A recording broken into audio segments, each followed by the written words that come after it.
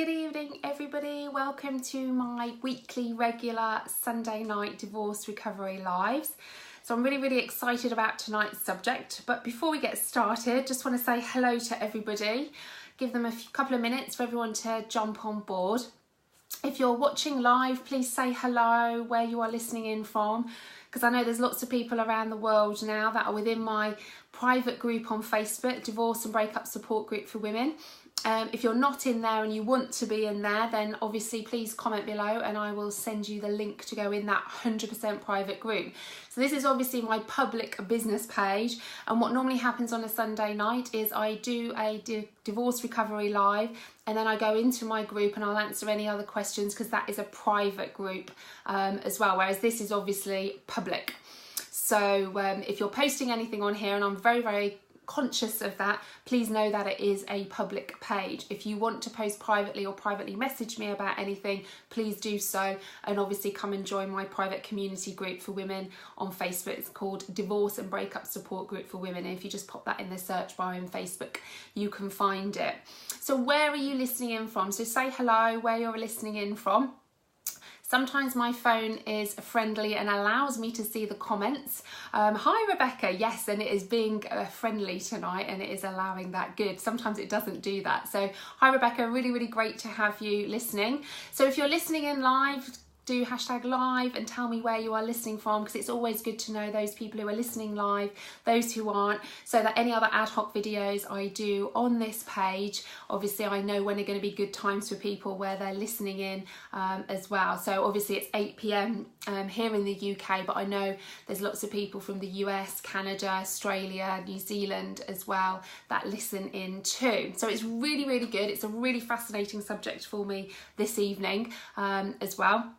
Something of which I have studied for many years, and from my own personal experience as well, but I didn't really know about this probably maybe 10 years ago. I sort of knew a little bit about this as well. Hi Jessica. Yes, I think a lot of people really need this, because I think the relationship between an empath and a narcissist is a really interesting combination, and I think if you're the empath in this relationship, which I'm sure probably the majority of people who will listen and watch this video will be, then hopefully it will help you, not just if you're already in a relationship right now. Maybe you are wondering, are you an empath? Are you in a relationship with a narcissist? You know, maybe you've just come out of a relationship with a narcissist and you're the empath.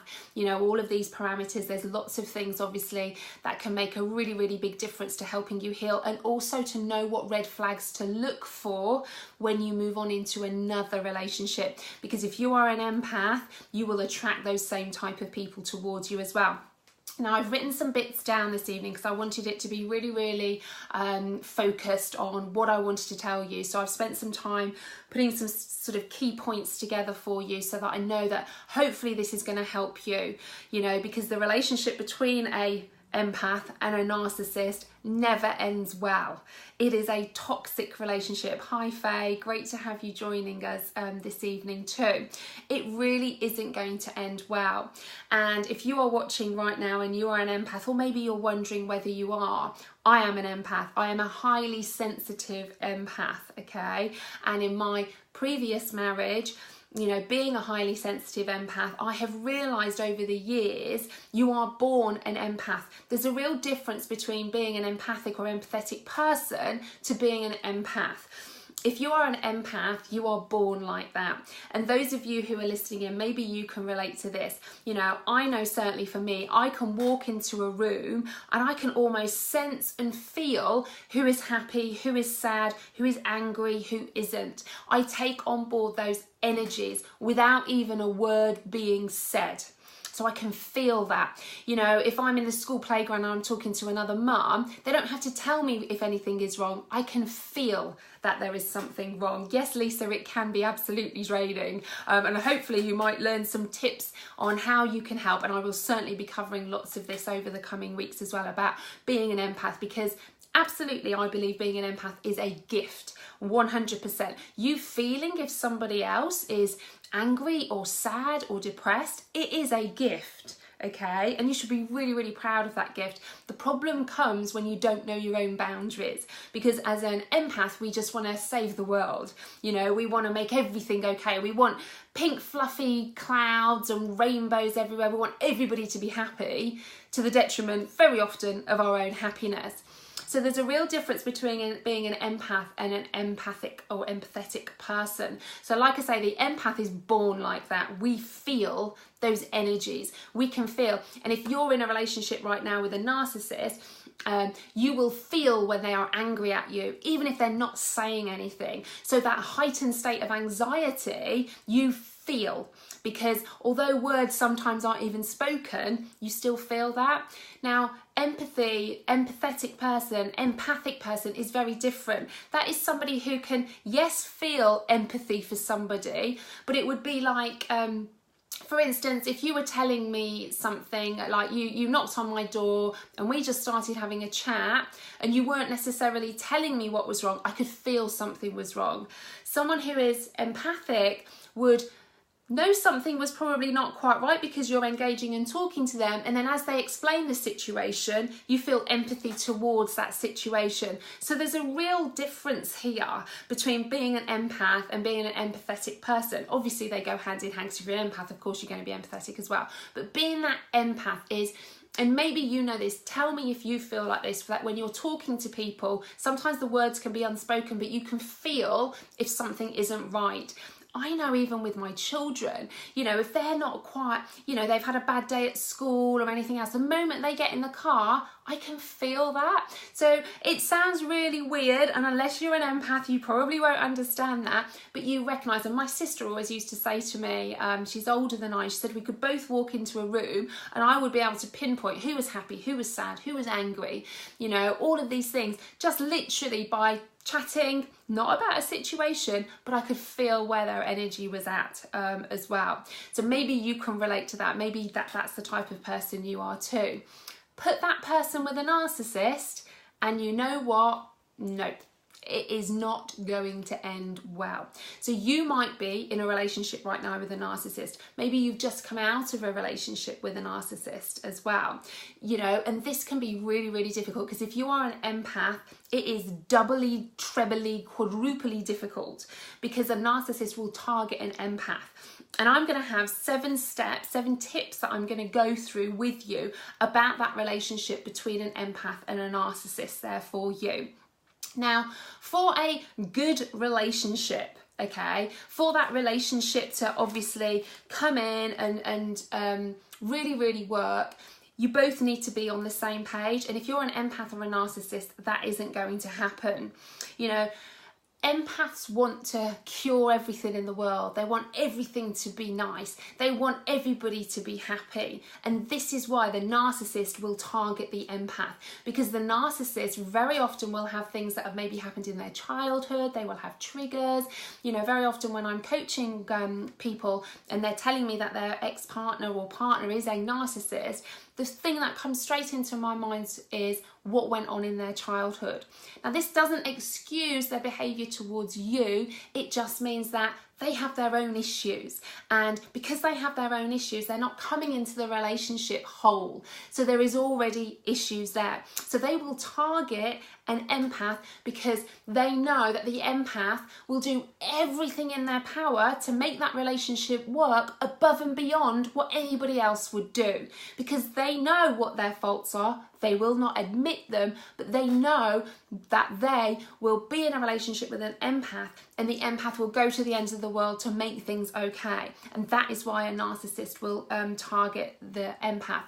The narcissist will very often play the victim, which actually feeds the empath. Because if we're with somebody who's telling us all of these things, or we feel they are broken, maybe you know about their childhood, maybe, you know, they're telling you all of these things and they are playing the victim to you, then you want to save them. You want to make it all okay. Your love is like no other love. If they've been in other relationships where they've not worked out, as an empath, well, we can fix it. We can make it all okay, because we all consume in that relationship with a narcissist because we want to make it all okay, and we will go to the ends of the world to make it okay. So then the more we do that, the more we are feeding the narcissist, because the more they can play the victim, and then the more they play the victim, the more we want to fix them.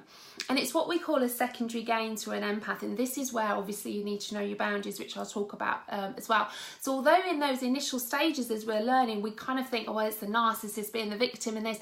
Actually, it's us as empaths. We are feeding that, and it's actually making us feel good in ourselves. You know, think about it. If you don't do something good for somebody as an empath, it makes you feel good, doesn't it? It has that secondary gain, and that's exactly what happens with the narcissist. So the narcissist will play the victim, the empath will want to fix them. Maybe they've had a bad childhood, maybe something's happened. We want to make it all okay. You know, the highly sensitive empath, which is what I am, we will not give up. We will not give up, you know, and you will find that as an empath in a narcissistic relationship, you know, very often, and you know, many of you may know my story. I wasn't even the one that left the relationship. You know, I wasn't the one actually that walked out on my marriage. For years, I had been living with emotional abuse, but I was prepared to live with all of that because I am an empath and I would make it better.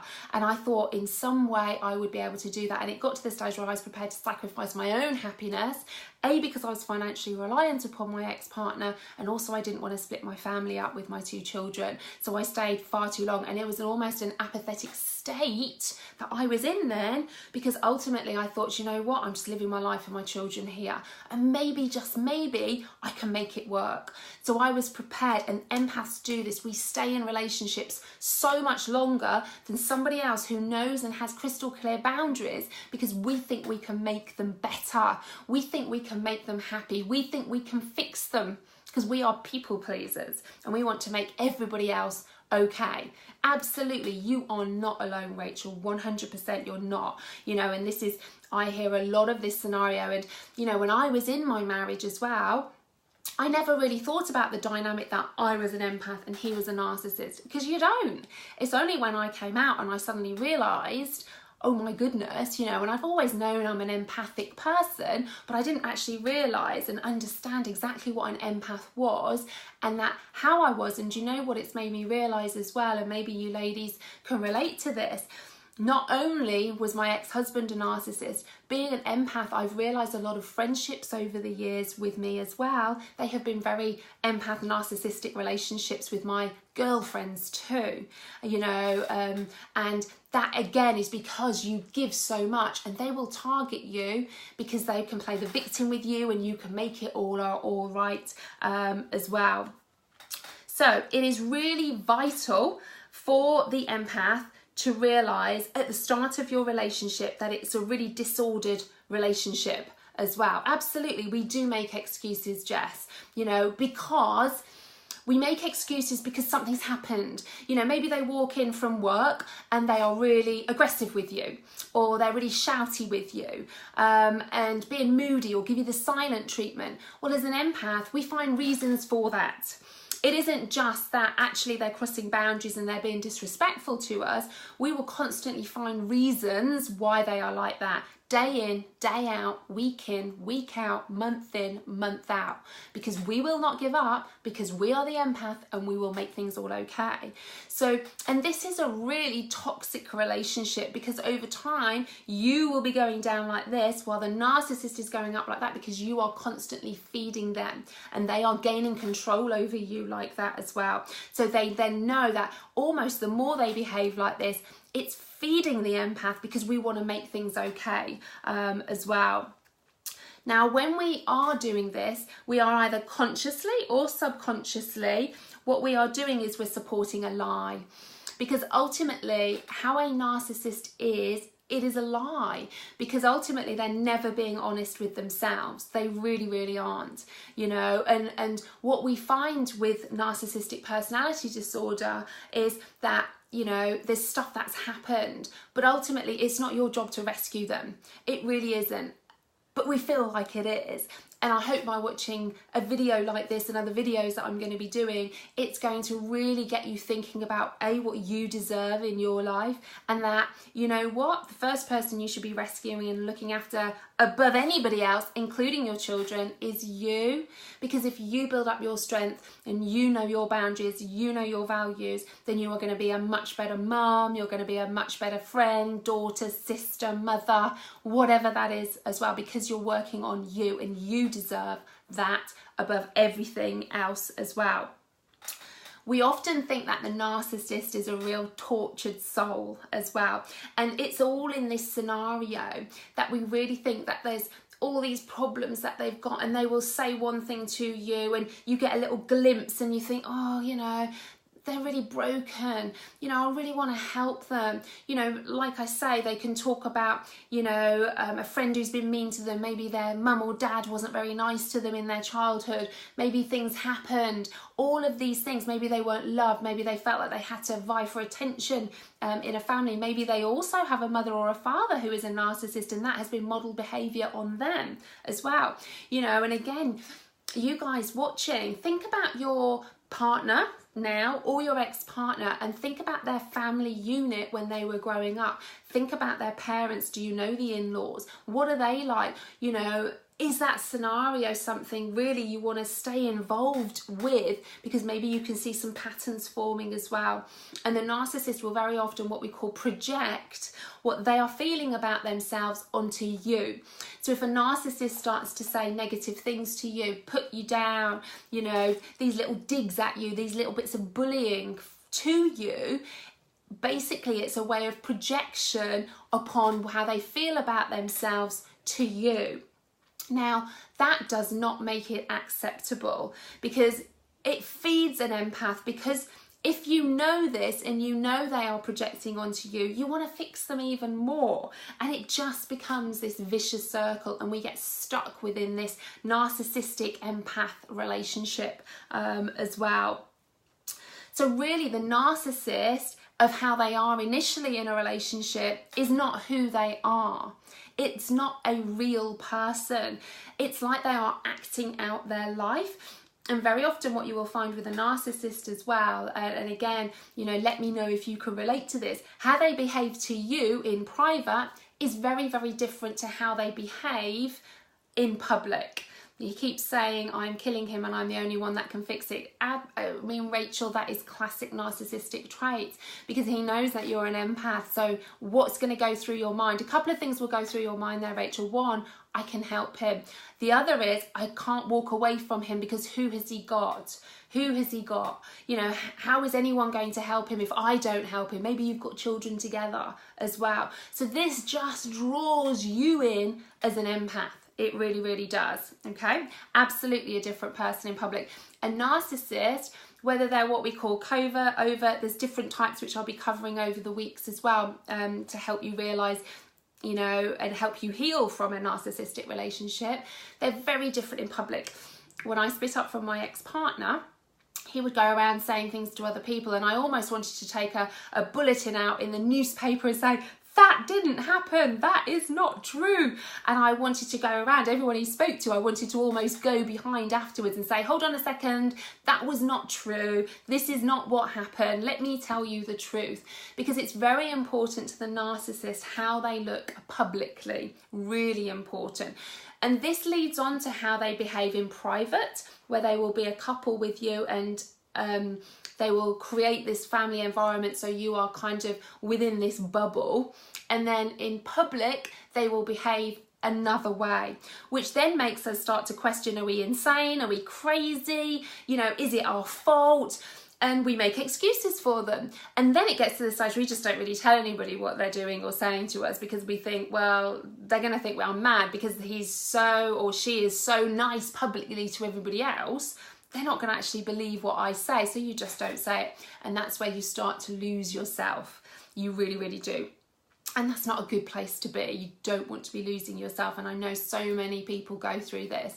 And again, this will be something we'll be covering about how we can build you back up again, okay? Because if you look at me right now, you know, you wouldn't have recognised me at the end of my marriage and the beginning of my divorce, because this was not who I was. I was a shell of myself. I didn't look like this. Well, obviously I did look like this to a point, but I was grey, baggy tracksuits. I didn't like looking in the mirror. I was self-harming. I was depressed. I was anxious, panic attacks. So I want you to know that I've been where you are right now. And I know if you're actually already in a relationship with one and you haven't left yet, I know how scary that can be, because I've been there as well. So I want you to know that this is obviously my public business page. So if you don't want to post anything in this, know that I have my private support group on Facebook. So if you want to join that, either privately message me and I can send you the link, or obviously say that you want to join and I'll pop the link to you afterwards as well. And that's 100% private, only the members in there, and I'm really careful who I vet to let in. You know, I have a little look at their profile and everything, because I'm really conscious about your privacy in that group as well, because I know what it's like and I've been there as well. So the public persona of the narcissist can really, absolutely, Rachel, I'll send you the link afterwards. So it's really, really different with that relationship, the empath and the narcissist, and how they are privately to how they are publicly. And one of the things I can say to you right now is let that go. If you consume yourself enough that you feel like you want to be telling everybody what they're like and everything else, it is irrelevant ultimately. You need to be focusing on yourself. You know, and I did one of my divorce recovery tips the other day. You waiting for the narcissist to behave in a certain way publicly to kind of show their true colours, that is like you drinking rat poison and waiting for the rat to die. It's not going to happen. Yeah, absolutely. Narcissists play the victim very, very well, because in their minds, they are the victim, you know, and you should be the one rescuing them. You know, everything is all about them, you know, hence narcissism, where it all came from with the story from hundreds and thousands of years ago with looking in the reflection of the water. It's all about them. Absolutely. But the empath will feed that, because we allow that, and that's okay, it being all about them, because we're going to make it all okay. And that's what we do in that scenario. So the empath really believes that if they can show their toxic partner their deep love, that we can fix it. You know, how many of you realise maybe that you were in a toxic relationship and then left? Because if you are an empath, a true empath, that's never going to happen. It just won't happen then. And actually, you know, when I think about all the things that happened in my marriage, and I still stayed, you know, and I wasn't even the one that left, you know, I was that, I'm an empath to the end, I will not give up. But gosh, that wasn't helping me. You know, I deserved so much more than that, as do you. So if you're in that relationship right now, I absolutely get how difficult it is, you know, especially if you've got children and finances, or maybe there's abuse involved as well. Obviously, being a narcissist, it's a lot of emotional abuse as well. You know, it's so difficult to leave, you know, but obviously there's people out there that can help you. There's psychotherapists, obviously I do my divorce coaching and can help people through scenarios like that. There's free support in my group as well, so please know that you are not on your own, you know, and I'm really, really passionate about making sure that women are not on their own when they are going through anything like this. Yeah, absolutely, Jessica, you will still have thoughts about them coming back and thinking you can fix them. You're still going to be in that recovery phase at the moment whilst you're thinking about all of that, because we do go through this whole grieving cycle when we split up. Regardless, it is like a bereavement. And actually, sometimes as an empath with a narcissist, we have something called trauma bonding, where we're so bonded to our partner and we think we can make everything okay. It's almost like a bit of an addiction sometimes as well. So don't kind of beat yourself up that, why am I thinking this? That can be a really normal part of your process of healing and recovery and going through all of this too. So don't be too hard on yourself with all of that. Now, being an empath is a gift, and if you are an empath, you need to embrace all of that. You really do, but we need to set some boundaries, particularly with narcissists. And again, it'd be really interesting to know those of you who are either still in a relationship with a narcissist or you have been, take a look at your friendships that you've had over the years as well. Are they the type of people that you are attracting into your life as well? We have so many healing qualities as an empath, but this does nothing to change the narcissist behaviour, because their motives are very, very different to our motives. So when we come into a relationship as an empath with a narcissist, our motives are very, very different as well in that scenario. They really are. Now, I love this. Narcissists are what we call morally bankrupt. If they're doing something, you know, maybe they're saying some throwaway comment to you, or they are giving you the silent treatment. I mean, silent treatment is a form of emotional abuse as well. Maybe they're doing anything like that as well. They don't recognise that. They are morally bankrupt. And this is why there's a real difference between somebody who's just an asshole, basically, and someone who is a narcissist. You know, and I did a post about this the other day, that narcissism is bandied around so much nowadays. You know, if you've got a conflicting ex, well, they're a narcissist. No, they're not. There are real traits about being a narcissist. Narcissists will hold no remorse. You know, they will change history in their head. They are what we call morally bankrupt. They don't understand the effect that they are having on you. And in fact, the more effect they are having on you, the more you are feeding. It's like you are filling them up at a petrol station, because it's actually feeding them as well. You know, they don't appreciate the little things that maybe if you were in a healthy relationship, they don't appreciate that. They expect it. And there's a real difference there as well. You know, if you make a cup of tea to a narcissist, or, you know, you create a great home for them and you're really, really caring, they expect you to do that. It's in their agenda to find somebody who will do that for them, okay? Because they will hone in on an empath, whether that be subconsciously or consciously, whether they do that, but they will absolutely do that. Yeah, absolutely. They will act like nothing has happened. And it can be really hurtful to you as an empath if you have split up from a narcissist, because they will tend to move on much more quickly because they need somebody to keep feeding. Kate, no, they probably won't ever change. That's a great question, actually, Kate. Will a narcissist ever change? Probably not. The main reason for that is most narcissists don't recognise they do have narcissistic personality disorder, so they won't ever go and get help for it, unfortunately. You do get the odd few that will recognise that, and then they will go and maybe have therapy or counselling for that as well. But ultimately, a narcissist, the majority of the time, will never ever change. If you think about it, that's their life. That's probably with their childhood and everything else that has happened ongoing. So it's highly unlikely that a narcissist will ever change, because they won't acknowledge that anything is wrong with them. It'll be all your fault. It'll be everything that you are doing. So, and this makes it really, really hard, because as an empath, we do start to question, is it my fault? What am I doing wrong? Should I be doing something else?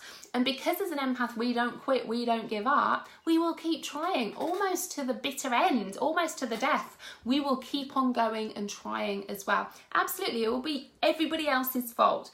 You know, and if you have been in a relationship with a narcissist and they've maybe had an argument with somebody else, think back. Has it ever been their fault? Have they ever said, you know what, yeah, I shouldn't have done that? You know, they might not admit it to the person because they might be having an argument, but afterwards, do they actually ever say, you know what, fair play? You know, and that's where a normal human behaviour, we know when we've done something wrong because we kind of admit it. You know, no one likes to admit they're wrong, do they? But we do, you know. Ultimately though, if you think about it, when you know they've had an argument with somebody else, or something has gone wrong in their life or anything else like that, have they actually ever admitted that they have done something wrong? Because I'd hazard a guess, I very much doubt it. You know, I certainly know my ex-partner, I can't actually remember him ever taking any responsibility for anything. It was always somebody else's fault. There was always a reason why. There was no taking responsibility for any of that at all. So being an empath as well, and again, I'm thinking about your relationship, maybe you've been in one or you are in one right now, you will find as an empath, do people say to you, oh, you're so compassionate, you know, you're just so caring, and people see that as a gift. So they will say, oh, you know, you're such a nice person, you know. I get so many people say to me, you're so nice, which is lovely. But when you are in a relationship with a narcissist, they won't ever say that to you. They won't say that because they expect you to be nice. But it's really interesting, the dynamic that people around you will say that. And actually people saying it to you can actually be quite annoying to the narcissist then as well. Because the narcissist, it's almost like you're getting the attention as opposed to them as well. Now, the empath, and let me know if you recognise these traits in yourself as well. So as an empath, we really take criticism to heart.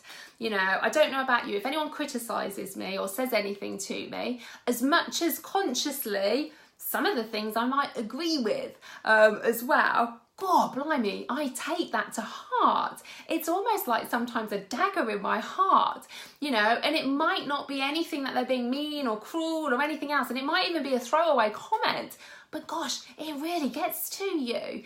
And that is what being an empath is. And it's, again, lots of strategies that you can learn to overcome all of that as well, because it's just one person's opinion. But as an empath, we really, really take that to heart. We never want to hurt anybody's feelings as an empath. You know, how many times in whatever scenario, including maybe your narcissistic partner, ex-partner, maybe friends. Now, I'm not saying if you had a friend who didn't look good in an outfit and you don't want to hurt their feelings, so you kind of really lie through your teeth. There's a real different thing. But when you think about things, we just don't want to hurt anybody's feelings. We'd rather not say anything, or we'd rather really word it differently, or almost word it so it ends up hurting us because we don't want it to hurt their feelings at all. And we're really focused on the energy of people around us. We don't want to bring anybody else's vibe or energy around us down. We're prepared to bring our own down to make them feel better about themselves, which, you know what, can be draining, because then when you're with somebody and you are lifting them up and you don't want to hurt their feelings, by the end of that, how many of you have been in a conversation where they've gone away and they feel great and you're like, oh, because you feel like you've just given all your energy to make them feel better. And then you go home and maybe you've got family and maybe you've got children, and actually you should be focusing on yourself with that. You should be lifting and filling yourself up first and foremost as well. You also, and I mentioned this earlier, you sense emotion and energy.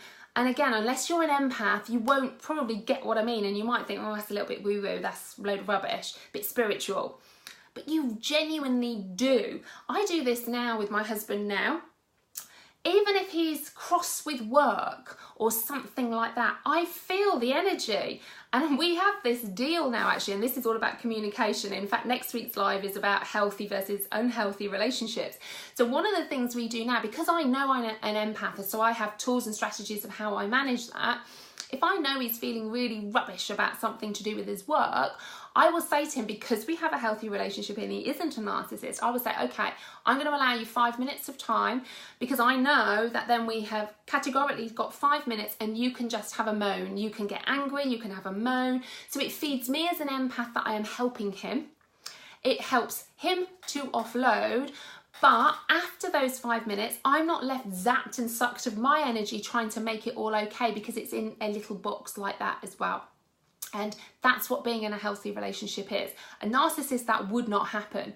They would maybe come in and they might have had a bad day at work, and all of a sudden that bad day at work would be your fault. And it would be directed at you. And then you'd want to try and fix it, and you'd want to make it better, and you'd put your feelings to one side because you want his feelings or her feelings to start feeling better about everything as well. Yeah, and we don't want to upset anybody too. We respond instinctively to those in need. So if you have, and again, if I know someone needs me or something, I find it really, really difficult not to help them, which is great being a divorce coach. But then if I get messages, sometimes I'm like, gosh, I've got to reply to that, I've got to reply to that, which I hope I do reply to everybody that does send me a message. Hence why I started the free group, the Divorce and Breakup Support Group, because ultimately, you know, my time is limited to a point, but it needs to feed me as an empath, because I have to feel like I'm helping everybody. You know, and those people who can't afford any of my online courses or one-to-one coaching, I still have to feel a need in me as an empath, as a heart-based entrepreneur building a business, that I'm still helping as many people as I can, even if it's for free, because that has to feed me as well. And that makes me feel better as an empath. Because if I didn't do that, it would be bothering me. If I was just doing coaching and one-to-one coaching and, you know, and I was chatting to women and there was no safe environment or nowhere where they could go, I'd hate that. I couldn't do that. As an empath, each day it would be bothering me. And when I set up my whole business, you know, I was thinking, well, how do I manage all of this? Because I can't just do coaching, because not everyone can afford my coaching, but I need to be able to make sure that I help as many people as I possibly can, because I know what it's like to be at rock bottom. So as an empath, building a business, again, you really have to understand the dynamics of all of that as well. As an empath, you have a very high level of tolerance, you really do. And this will go back to your relationship, and think about it. If you are out of that relationship, that toxic vibe now, you know, how tolerant were you? You know, think about, yeah, absolutely, Jess, this is so common. And as empaths, we take it on board, and we can't even explain it, it just happens. But we have such a high level of tolerance that I would hazard a guess. I remember when I was going through the grieving cycle after me and my ex-partner split up, and obviously that initial shock and denial, then you go into the anger stage, then you've got the negotiation, which is, you know, should I have done this? Could I have done that? Then you've got your sadness, depression, and then your acceptance. In the anger stage, initially, I was angry at my ex-partner, and I mean really, really angry. You know, it got to the stage where I was so angry about what he had done and just the whole thing. But you know what? That anger then directed it at myself. No, very rarely said no. Very, very, no was not really in my vocabulary, Julia, you know, and absolutely there's strategies that I teach my clients on saying no, to feed themselves as an empath as well. So, you know, ultimately, when I was in that anger stage, initially angry at my ex-partner, then I directed that anger at myself. How could I have been in a relationship like that? How could I have allowed someone to treat me like that? Because then it was like this light bulb moment, and I really beat myself up about it. And it took me a little while to realise that actually, do you know what? I was targeted. I was the victim in that scenario, and then I had to really turn that around as well. I'll give you some strategies on saying no in a relationship like this as well, because as an empath, we want to justify everything. Are you somebody, if one of your friends or your partner asks you something, even now if you're not together, you can't just say, no, I'm really sorry, I can't do that. You have to give a reason why. And you have to justify it so they don't feel bad. And they don't feel bad about what you have just said no about. Who's with me on that? Because I used to be like that. I couldn't just say no. I had to give a reason why so they would understand and they wouldn't feel bad about me as well. And you know what? All you need to say now is if someone messages you, someone asks you to do something, some of the key strategies that I use in Empath is if someone says about me doing something for them or meeting them or whatever, I just say, do you know what? I haven't got my diary in front of me. Let me get back to you. The idea for you to say no in little steps is to give yourself some time to process it and think, can I do this? Can I not? Okay, so you allow yourself some space to think about that. Then what you need to do is if you can't do that, you don't actually need to give reasons why. You can just say, I'm really sorry, I'm unavailable to do that. That's it. Because they'll probably go, oh, okay, and move on, okay? And the same with when you're in that narcissistic relationship, you don't have to justify anything. You don't need to get drawn into all of that as well. Yeah, absolutely, Crystal, that depression and the guilt, and that's all part of your grieving process. It's a perfectly normal emotion, but there are things that you can do to move forward from all of that as well. It is not you being awful. Remember, the words a narcissist uses to you as an empath are really words they are saying to themselves. So every time they are angry at you or cross at you or they say something to you, and boy oh boy does it hurt, they are projecting what they feel about themselves at you. At you. So when my ex-partner now says anything, I actually feel sorry for him now. You know, and yes, that took me a while to get to that stage, and you guys might be thinking, I could never be at that stage. You will, by watching videos like this, by being consciously aware that you are an empath and you are in a narcissistic relationship, you even recognizing that. I didn't recognize that till I was out a while. So you're ahead of the game from where I was. So you should give yourselves a big pat on the back for that. You really, really should for that scenario, okay? So know that it's all part of your healing process and your grieving. But you even acknowledging that you were an empath, you were in a narcissistic relationship, you know, you say that, Crystal, and I know what it's like, because I know what it's like to feel that anger stage. But this is where I talk a lot about reframing. If you think about it, you've got no control over what he says or does, okay? He's had a childhood or whoever it is, okay? But ultimately, in time, you will think, you are out of that relationship. You know what? You will have learned so much. And although you might be in a really low place right now, because maybe you've literally just come out of that relationship and you can't imagine ever feeling better again, because you've got, sometimes with the narcissist, they are on at you all of the time. You know, and one of my lives will be in the next few weeks about co-parenting. You can't co-parent with a true narcissist, and what I call parallel parenting. So I'll be doing a video on that in a few weeks as well. So, because there are real key strategies. If you've got children together, it is very, very difficult with a narcissist, and there are really, really key strategies about how you can move forward as well. So the other thing about an empath is we really embrace others. We just really want to help everybody around us. This is a gift. Rachel, I know you can't imagine ever being happy with someone again because you're still in the thick of it, but you will. And what we need to do is build up yourself, your values. Listen in next week as well, Rachel. I'm talking about healthy versus unhealthy relationships. And I touch a little bit upon about, before you even get into a relationship, about what you should be doing for yourself as well.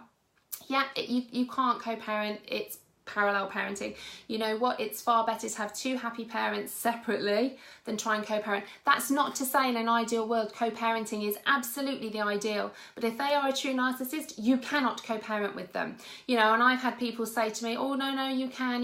Then they're not a true narcissist. They really aren't. You know, maybe there's just conflict and they're an idiot.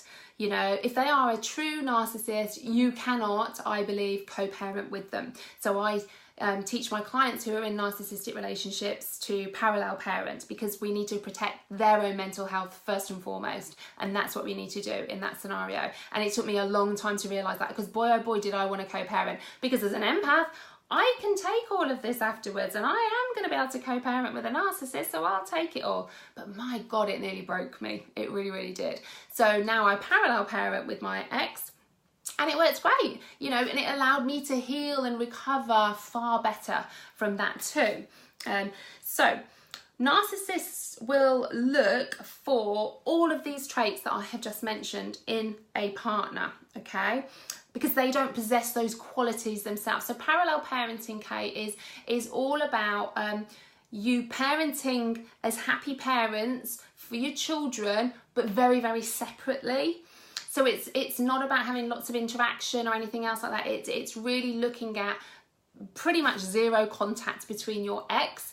It's a lot to do with emailing. I will do a live video on all of this as well, because for me it was absolutely key in my own mental health at the time to help me recover, because being a mum, obviously, as an empath, we want to do that to the best of our abilities. And if we feel our children are affected, we take all that on board again, don't we? So, yeah, co-parenting, absolutely the ideal. But ultimately, if you are dealing with a true narcissist, you need to have pretty much minimal contact with them. And there's lots of key tips and tools and strategies that I can teach people on how to do all of that as well. Now, the narcissist isn't interested in your deep thoughts. They're not bothered. They may well have been at the start of the relationship, and you might have thought, wow, this is an amazing person as well. That's great, Crystal. Great idea for a family member for a handover. Good. You need to protect yourself first and foremost. So empaths are really, really deep thinkers. I don't know about you. I wish I had a volume button sometimes on my head, because I am such a deep thinker, you know, because I think about all the different scenarios to make everybody else happy, and maybe you can relate to that as well.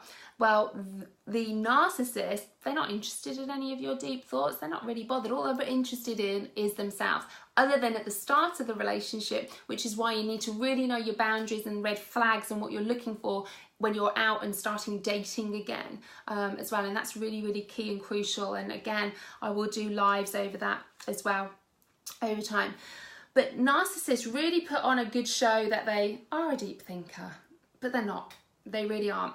Once the relationship with a narcissist and an empath starts to go downhill, a narcissist will often mock you for having these deep thoughts. They will start to dig and bully and really make you feel really low about yourself. And then because then you want to try and make things all okay, you are up and down and up and down. And you may wake up now, and maybe you're still in a relationship with a narcissist and you don't really know how the day is going to go because you're in this constant heightened state of anxiety. This is not healthy. Okay, so Kate, there are really key things that you can look for, and that's knowing what red flags to look for with a narcissist. Now, when you are meant to find your soulmate, the person you're going to spend your life with, the person that you are going to grow old with, you know, the narcissist won't want a soulmate.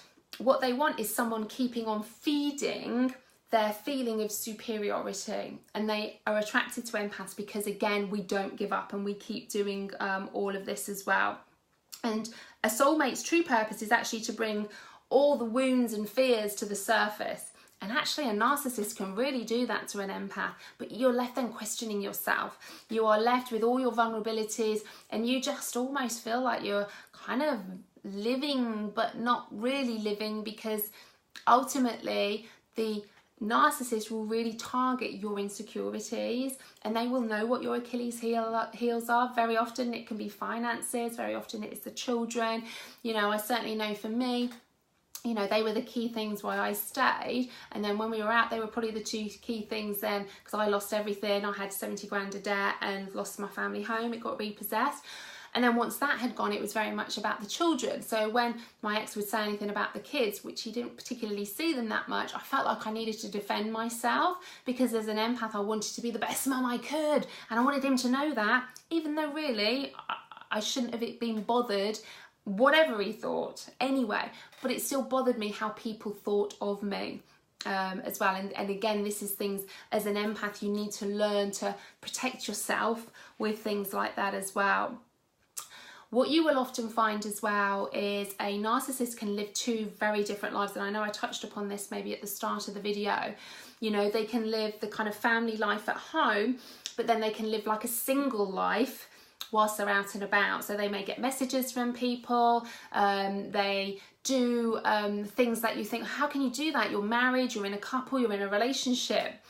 And then when you quiz them or question them, what they do is they bring it back to the fact that they can't get over you, that you love them so much, and they feel that pressure, and they will turn it around, and then you will start to comfort them.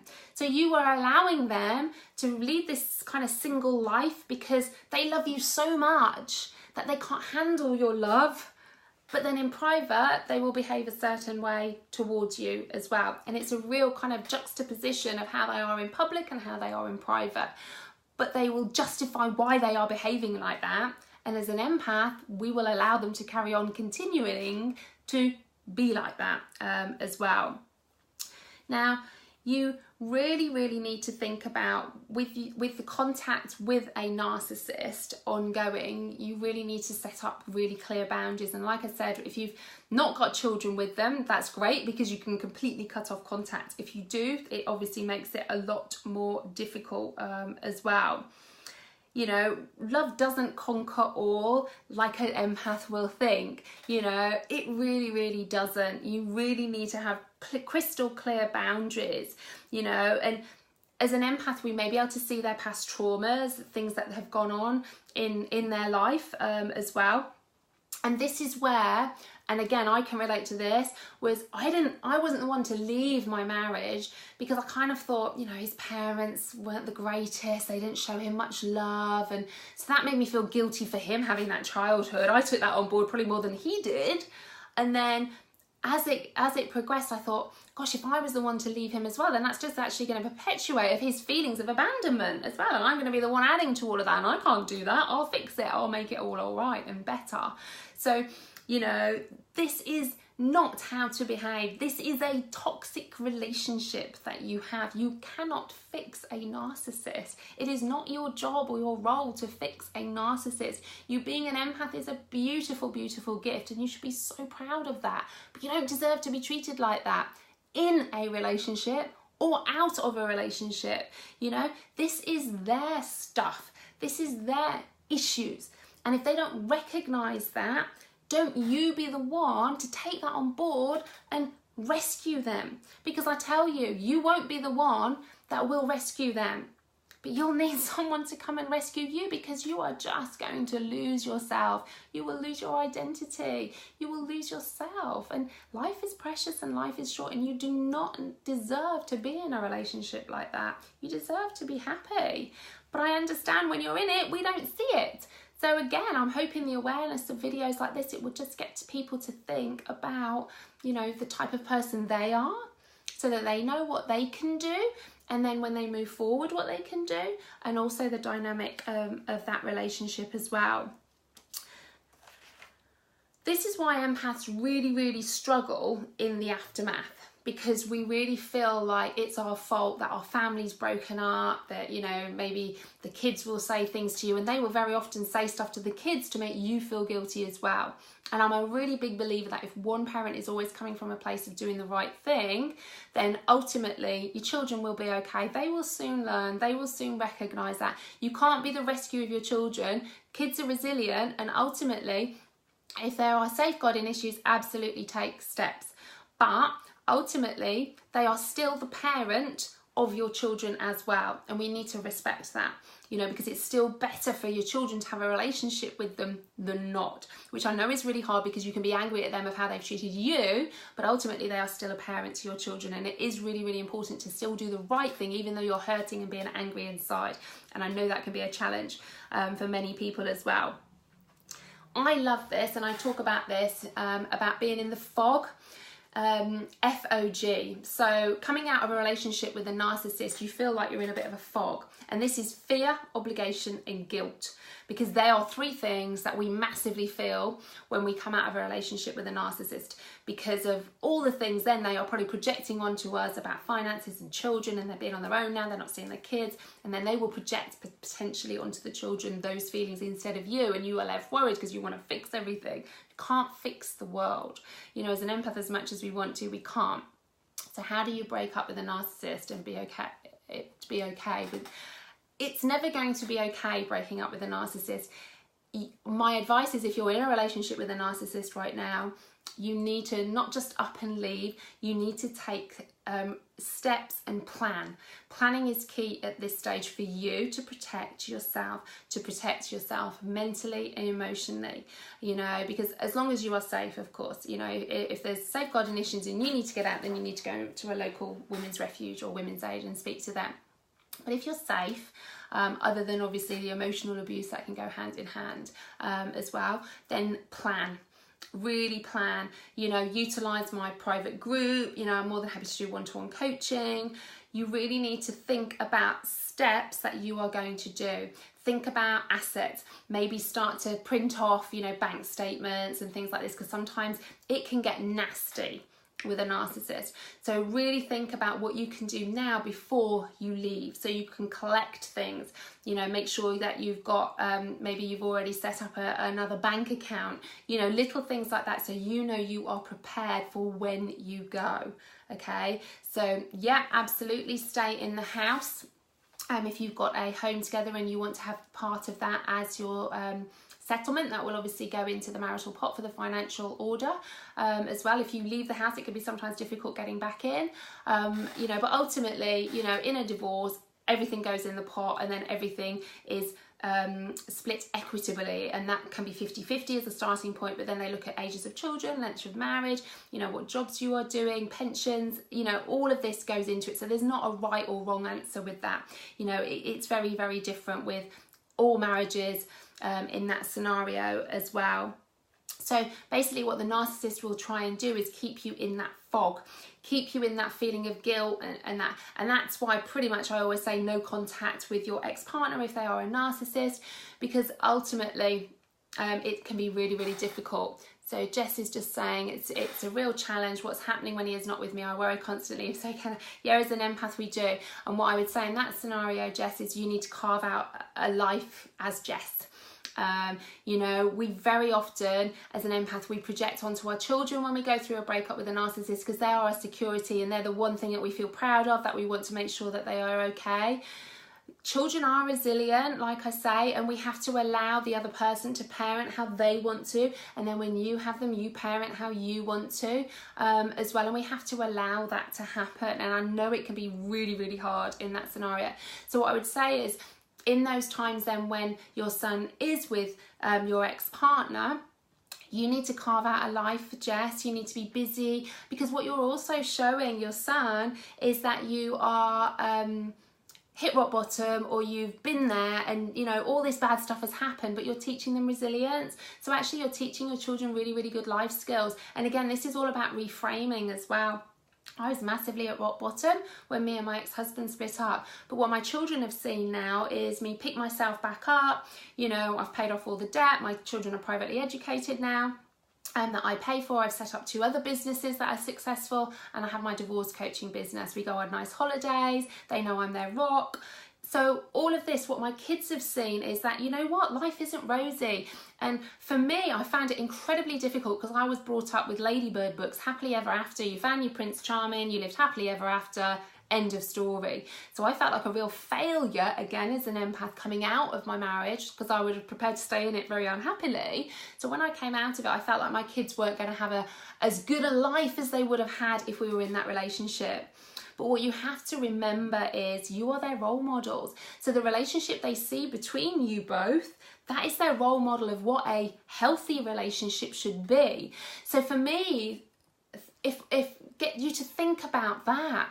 Think about the life lessons that you are teaching them. Think about the role model that you are as well. So Kate, that's really difficult, but ultimately that you can't actually, that's not your responsibility. And again, they are sucking you in because he is saying that to you because he knows it's going to get to you. He is. And unfortunately, you can carry on living your life trying to rescue him, but he has to take and acknowledge and take responsibility for his own life. You know, in this world, I'm a big believer that you need to take responsibility for your own life. You know, and if we're sitting here and we want our narcissistic ex to make everything okay and say sorry and justify and da-da-da-da, no, stop giving them the power of that, of your healing. You know, it is not the case. Whether you heal or not is down to you, nobody else, because ultimately they're not going to change. So what you have to do is change your response to it and work on yourself, and you need to take responsibility for that. You know, I know it's probably quite hard to hear, but you have to take responsibility for that. If you want to heal, that's your responsibility. If they want to heal, that's their responsibility, because ultimately they can keep saying those same toxic things to you forevermore, potentially. And are you going to allow that? Do you want to live the rest of your life like that? Because I'd hazard a guess not. But make now the time that you're not going to allow that to happen. You know, how you are as an empath is a gift, you know, but you need to set your own boundaries. You know, even if you are not now with your narcissistic ex-partner, you still need to set those boundaries. Because as an empath, it is so difficult, and the narcissist will target you. And there'll be lots of other videos, obviously, that I will talk about helping you through narcissistic people that you attract into your life as well. So I hope that's really kind of helped you a little bit on understanding the dynamic between a narcissist and an empath. It's never going to end well. If you're in a relationship right now, I know that can be really hard to hear, but I probably hazard a guess, deep down, you know that. And if you are in a narcissistic relationship right now, you know, plan on how, surround yourself, get yourself a really good support team at the ready, you know, print things off, just prepare yourself, because it's going to be tough. I would be lying if I said when you split from a narcissist, it's going to be plain sailing, because it isn't. It absolutely isn't. But you're not on your own. I'm here. This page is here. My group is there. Find some friends that are going to be really, really supportive of you, because probably I'd say for the first 12 months, it's going to be hell. It's not going to be pleasant, okay? But there are things that you can do to help yourself. But remember, as an empath, you do not have to rescue them. And remember, when they say stuff to you, you have to switch off to it. I know that's hard as an empath because we take it on board, but you have to flip it and say, that's what they're saying to themselves. So acknowledge that in their head. They're not saying it to you. They are saying it to themselves because they have had something happen for them to be a narcissist. in a relationship, and I can assure you they will go on and have the same things happen again, because they will probably target other empaths keep coming into their life. Do you know what? You're the lucky ones. You've got out, and you should be really proud of that, because it's difficult, and I know it's still maybe a really difficult stage for lots of you right now as well, and it can be really, really tough, but you can get through that. But take responsibility of your own healing. Set yourself some boundaries. You do not need to allow them to continue to treat you like that at all. If you have children, that's your focus. You know, do not allow them to say anything to you. And I will talk about parallel parenting in further videos down the line as well. So remember, it is difficult on a daily basis, Jess, but again, take that responsibility that your healing is down to you. You are doing the best that you can, okay? You can't fix the world. This is really important for an empath to realize. You can't fix the world.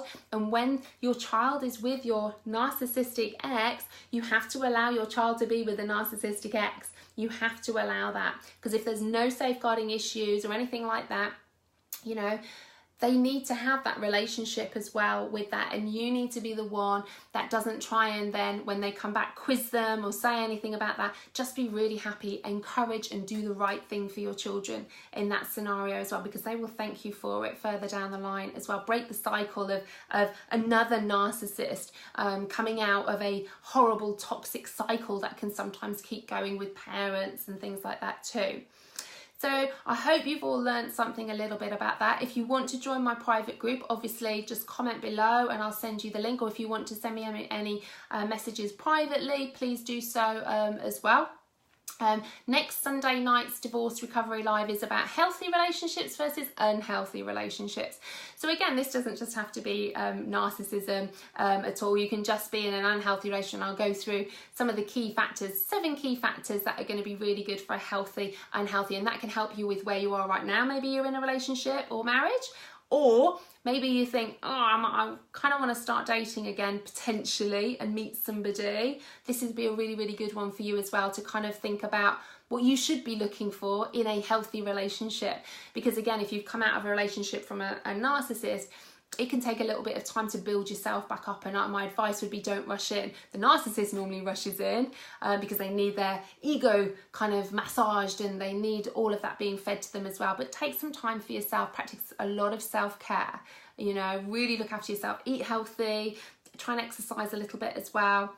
Because very often coming out, you can really slip into depression coming out of a narcissistic relationship, because you feel like you're having to defend yourself all the time. You're in this fight or flight. You know what? Ignore it. And I know that's really hard. Think of yourself as a grey rock. They call it grey rock in narcissistic relationships. Behave like a grey rock. You show them no emotion. If you show them emotion with anything, they will pounce. Even when you're out of that relationship, don't.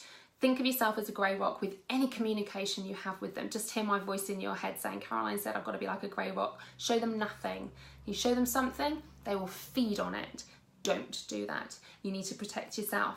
You know, think of the aeroplane, those oxygen masks fall down, they tell you to put them on yourself first. You need to look after you first and foremost above your children, because then you can be a better parent as well, because you are stronger. You are looking after yourself. And that is a great message to send to your children as well. Okay, so have a fantastic week. I hope you've got a lot out of it. Please let me know any feedback that you have, or any other subjects that you would like me to talk about over the coming months as well. And this is obviously the regular 8 o'clock Divorce Recovery Live as well. So take care and have a great week.